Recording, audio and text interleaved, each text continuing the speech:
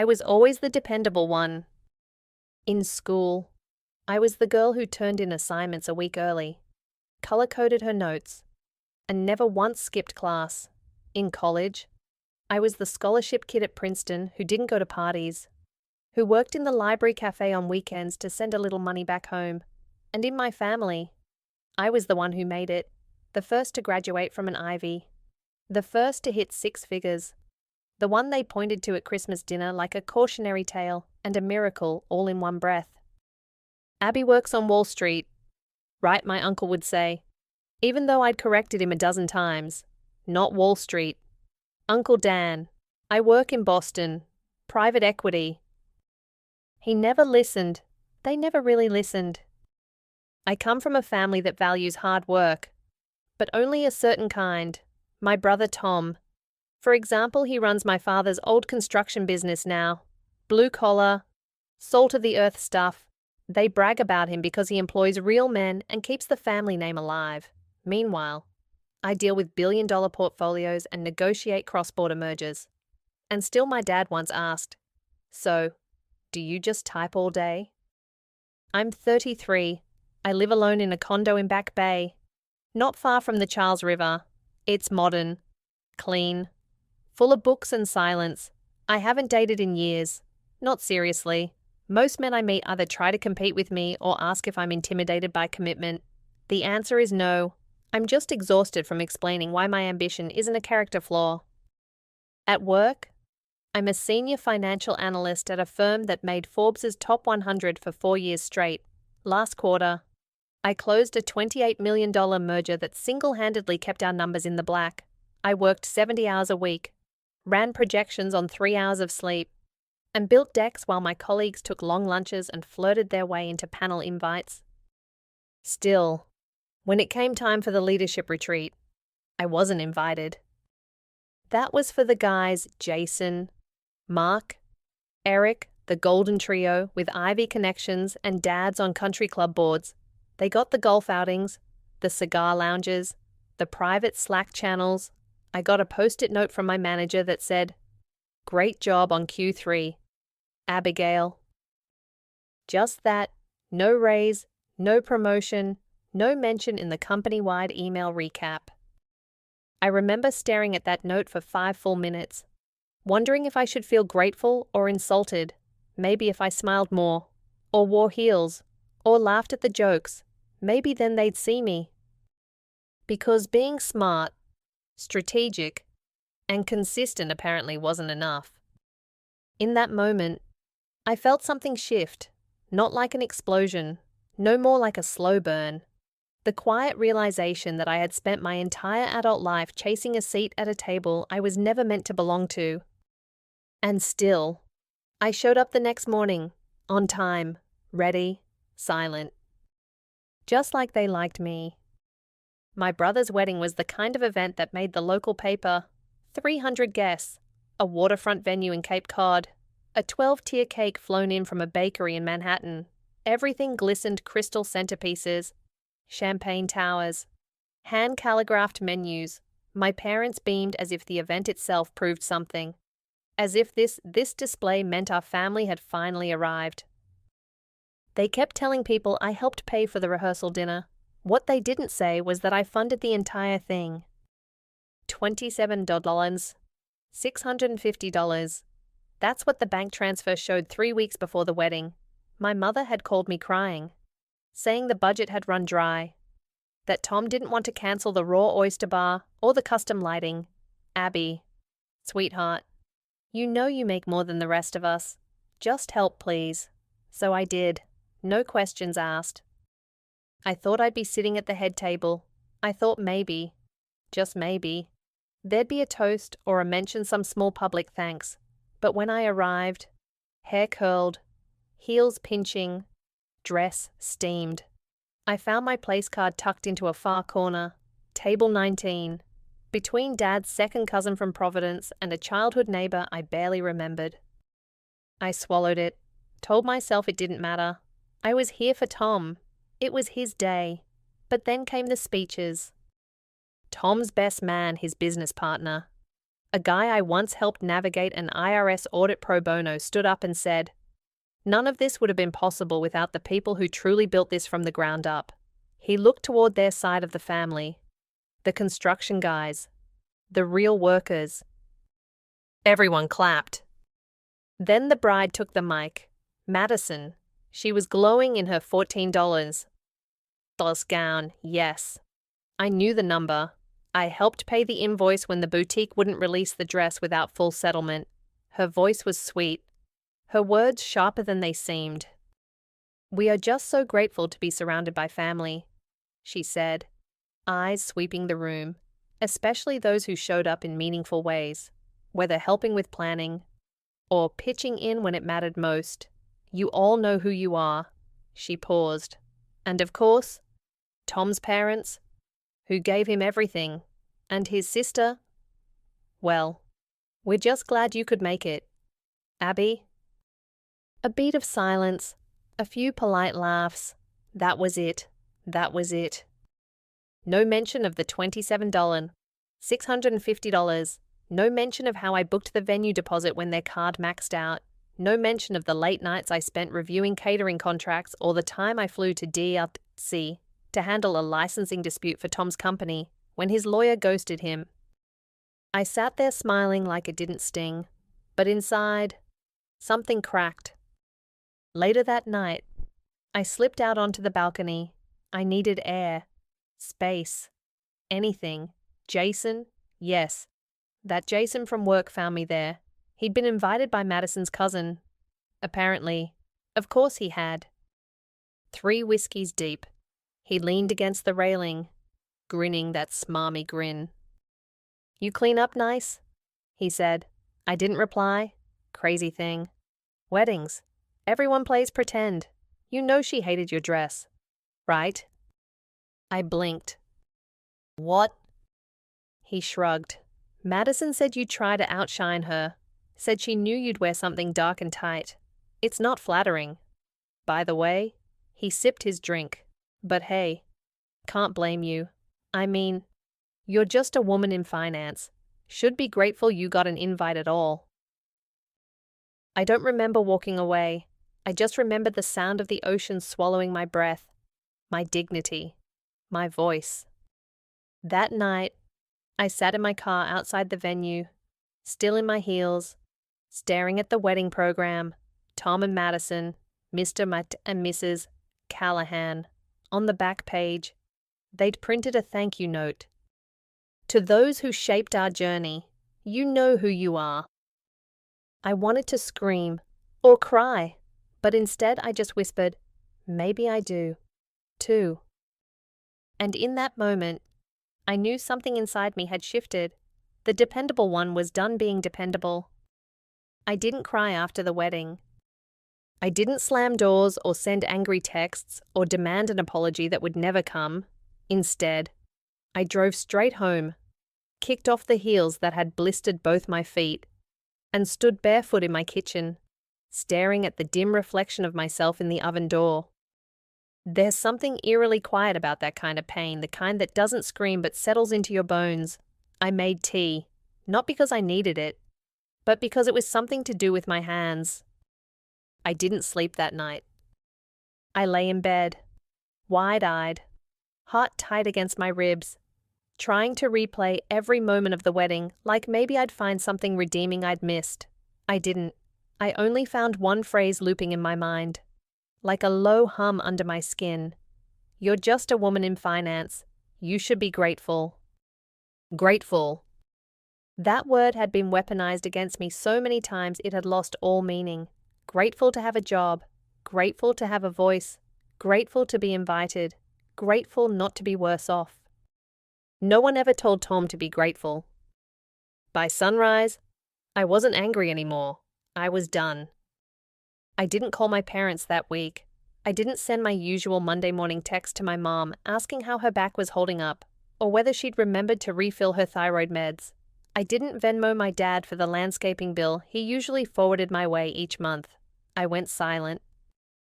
And they noticed?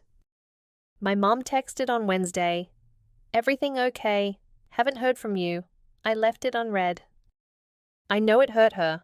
I know it probably confused her. But in that moment, I couldn't be the bridge anymore, the one who held the family together with invisible threads while everyone walked across me like a floor. At work, I was just as silent. I kept my head down and did my job with robotic precision. But something inside me was unraveling.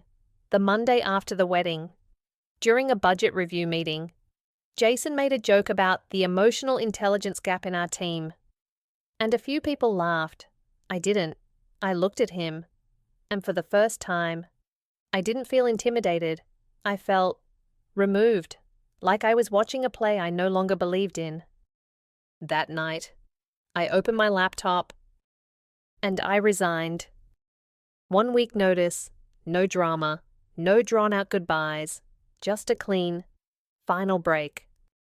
I opened a second browser tab and transferred $120 from my long-term investments, half my savings, everything I had outside of my retirement accounts. It felt reckless, terrifying, and absolutely right. Then, I filed the paperwork for Arch Financial, a boutique fintech consulting firm for women-led startups. No one else knew. It was mine, just mine. As I filled out the final digital form, I thought about my mother folding sheets in the hospital laundry room when I was 13. She worked the night shift so she could be home in the mornings to braid my hair and pack Tom's lunch. She smelled like bleach and lavender. Her fingers were always dry and cracked. One night, I overheard her talking to another nurse in the break room. "You work twice as hard for half as much. Baby," she had said, "folding sheets like origami. But one day, you build your own damn table." I don't think she meant it for me. She was just venting, but those words stayed. The next morning, I toured co-working spaces and found one in Back Bay, barely more than a glorified closet with exposed brick and a sticky window. It cost $1, $500 a month. I paid the deposit with trembling hands. I bought a refurbished MacBook. I designed my own website with too many fonts and a half-broken logo. And then I worked. I worked like a woman possessed. I messaged every contact I had. I cold emailed 50 founders in the first 3 days.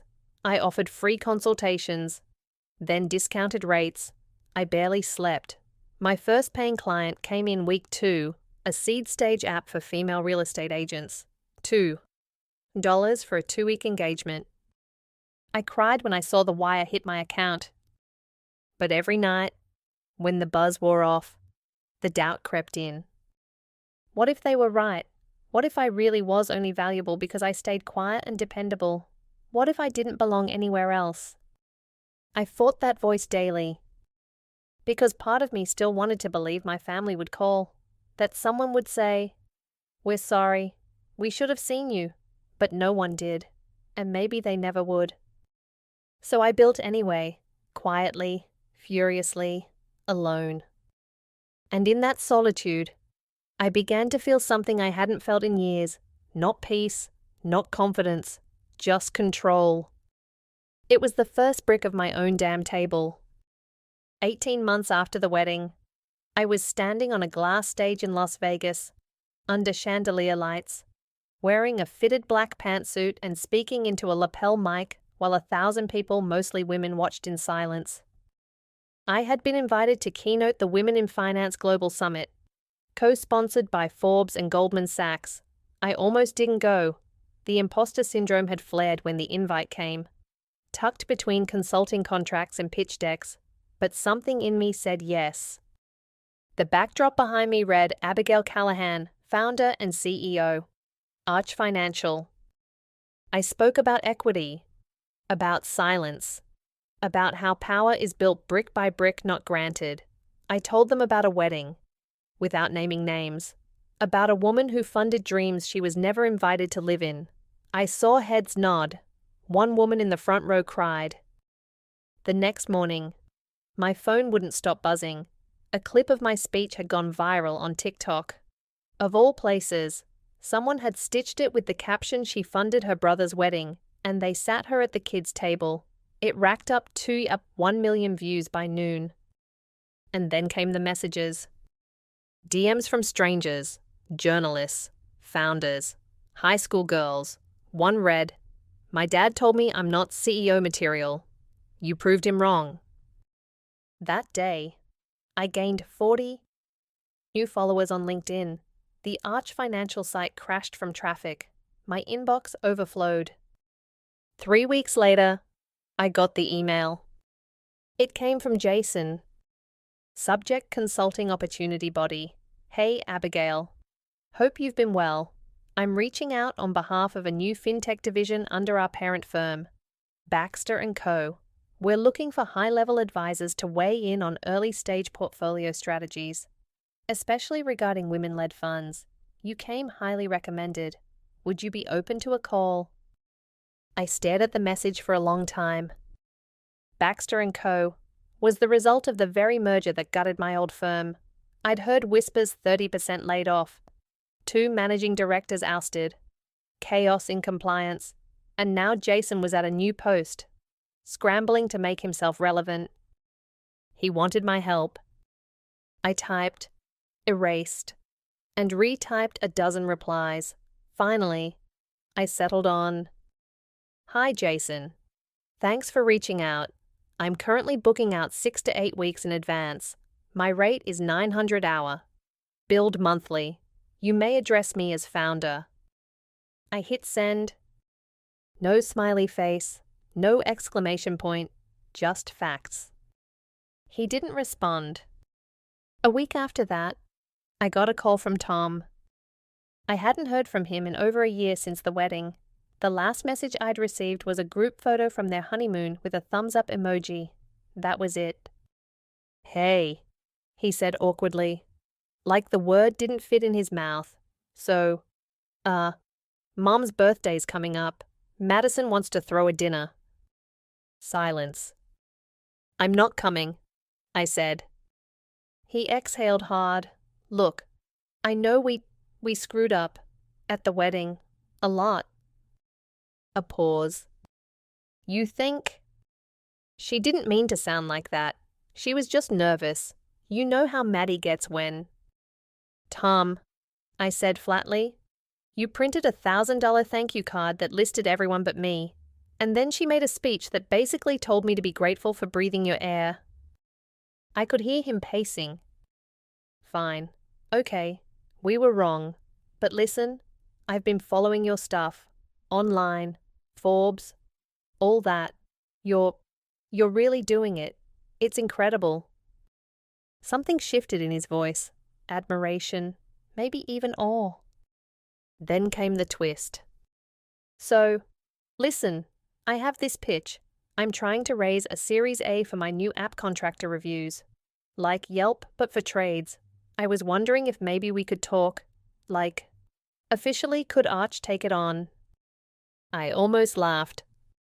The boy who once said, "Abby's good with numbers, but she's not a real entrepreneur," now wanted to hire me. The same man who gave his wife the mic while I sat at table 19 was now asking me to put my name on his venture. I didn't say no, not right away. I told him to send a pitch deck. When it arrived, I opened it and skimmed the numbers, sloppy projections, weak positioning, but the idea wasn't terrible. I bookmarked it. Then came the final twist. A month later, Madison emailed me. The subject line read, "Urgent, wedding gift tax issue." I opened it. "Hi, Abigail. Hope you're well. Tom mentioned you might be the right person to ask. Our CPA flagged a potential issue with the way the wedding contributions were reported. Since you were so generous, the IRS might classify it as a gift above the $15K exclusion threshold. Could you possibly write a letter clarifying the intent as a loan? Just for the paper trail, it would help us a lot." I read it twice. A loan? I sat there, stunned, for months. They'd never acknowledged the 27,650 lun, never said thank you, never even invited me to the baby shower Madison posted about. And now, they wanted me to rewrite history to protect their taxes. I didn't reply. Instead, I drafted a formal invoice. To Tom and Madison Callahan, subject reimbursement, Wedding costs, total, due $27. $650 terms, net 30 notes. All future requests will be processed through Arch Financial. I didn't send it, but I saved it. And I smiled. Because that moment quiet, private, mine was the moment I truly knew I'd won. Not because they saw me now, not because they needed me, but because for the first time, I didn't need them. They didn't define my value. They never had. I did. The panel was on redefining power in male-dominated spaces. I was seated between a venture capitalist from Silicon Valley and a legal director from DC. The room buzzed with low lighting and high expectations. I could feel the weight of all the gazes, some skeptical, some hopeful, many searching for answers we were still in the process of living. I spoke about ownership. Not just financial, though that too, but narrative ownership. The right to write your own story instead of being cast in someone else's. I talked about how the systems that shaped me, family, finance, workplace loyalty, once felt like scaffolding, until I realized they were cages. They were glass ceilings, I said, my voice steady. But I had cut my hands on them long enough. I decided to build with steel instead. Applause followed. Not wild, but sincere. The kind that says we needed to hear that. And then, after the lights dimmed and the event spilled into the reception area, Jason walked up to me. He wore the same navy blazer I remembered, the same cocky posture, but something in his eyes had softened. He looked tired, smaller, like life had finally started rounding off the sharp edges he used to wield so carelessly. "Abigail," he said, nodding as if we were old friends instead of old ghosts. "Jason," I replied, with the calm of a woman who no longer needed revenge. "You've really changed, you know." I didn't smile. "No," I said. I stopped shrinking. He looked down, maybe pretending to laugh, maybe realizing I wasn't playing the old game anymore. "You were always good," he admitted, swirling the ice in his glass. "We just didn't see it." "You saw it," I said, holding his gaze. "You just didn't value it." Silence stretched between us, thick as concrete. Then came the offer. "So listen, Baxter's building a new vertical, innovation in fintech. We've got a gap diversity, strategy, digital native founders. We could use someone like you, strategic partner, flexible terms. You'd be reporting directly to the board." I almost laughed. "You want to hire me?" I said flatly, not as a question. He blinked. "Well, partner with, technically, it's a new model." "I'm not interested." His mouth opened slightly. "Can I ask why?" I tilted my head. "Because I spent 10 years building up your profits and erasing myself in the process. Because I spent holidays working so Jason could take ski trips. Because you gave my raise to someone less qualified and called it meritocracy. And now, when your model breaks, you come looking for the one woman you underestimated." He was quiet, not defensive, just quiet. "I'm not angry," I added. "I just have better things to build." He nodded slowly. "Fair enough." I turned away, not to walk out, but towards someone calling my name across the room, a founder I'd funded last quarter, a woman I believed in, one of many. As I stepped into the conversation, I felt my phone buzz in my pocket, another message from Tom. "Can we talk? I read your interview. Mom's upset. She says you're making us look bad." I didn't respond, not right away. Instead, I waited until I got back to my hotel room, took off my heels, and reread the message under the soft glow of the bedside lamp. Then I typed back, "I'm not making you look bad. I'm just telling the truth. You're the one who made it look that way." He didn't reply. The next morning, I sent a final email to my parents. No anger, just clarity. "Hi, Mom and Dad. I love you both. I always have. But I can't keep playing the role you wrote for me: quiet, helpful, invisible.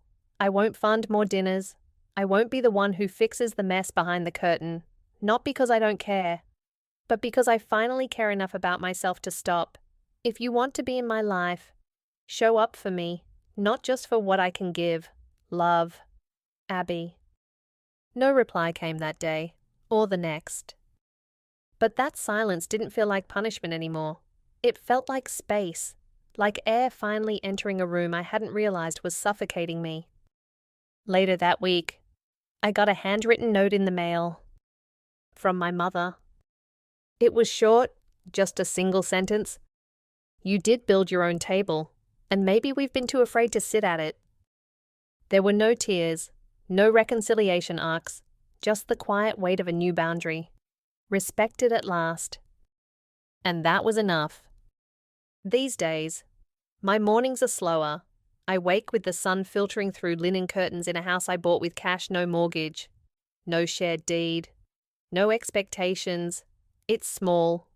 A cottage nestled into a quiet stretch of Maine coastline, with a wraparound porch that creaks when the tide comes in. The kind of place where you can hear yourself think. And for the first time in years, I still work, not out of obligation, but because I love it. A few select clients, a mentorship circle of young women in tech, brilliant, brave, impatient with old rules. We meet over coffee or Zoom. Depending on the season, I listen more than I speak. I invest when I believe. I speak when it matters. But I also write, not about numbers or projections or gender gaps in leadership. I write about quiet things now, about resilience, about leaving rooms you once begged to enter, about what it means to not just survive, but to redefine what thriving looks like. I don't talk to my family much. That used to ache in a way I couldn't describe. Like phantom pain from a limb I no longer needed. But now it feels peaceful. There's no drama, no tension, just distance. And in that distance, I found space to rebuild my sense of self, not around who I had to be for them, but who I was without their gaze. Once, I would have done anything to earn a kind word from my mother, or a rare nod of approval from my father. I carried their silence like bricks. I believed, deeply, that if I worked hard enough, achieved enough, they'd finally see me. But they did see me. They just chose not to value what didn't look like them. And so, I stopped asking. I've forgiven them, not in the cinematic way, with teary reunions and long hugs in airports. No, I forgave them in the quiet way, the kind that happens when you stop needing anything in return. I let them go so I could stay. They taught me I wasn't enough. But their lessons were wrong. I was always enough. They just didn't know how to love a woman who refused to shrink. And maybe that's the hardest part about growing into yourself, realizing that not everyone will come with you. That's okay. The ocean outside crashes against the rocks as I write this. The tide rolls in like it always does. Indifferent to who's watching.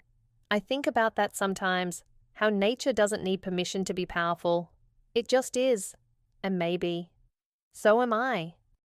For years, I measured my value in salaries, praise, invitations, inclusion. I tried to earn love in spreadsheets and late-night emails and perfectly ironed holiday dresses, but those metrics were never mine. Now, I measure success in something quieter. How honestly I can live, how deeply I can rest, how gently I can say no, how fully I can love without losing myself. I'm not angry anymore. I'm free. And here's the truth I wish someone had whispered to me when I was 22, sitting in my cubicle, wondering if my silence made me better or just invisible. What if the measure of your worth was never in their hands to begin with? What if all this time, you were building something sacred, even if no one clapped? And more than that, what would you build if no one ever told you you weren't allowed? I hope you find the answer. I hope you build it anyway. And when you do, don't wait for a seat, bring your own table.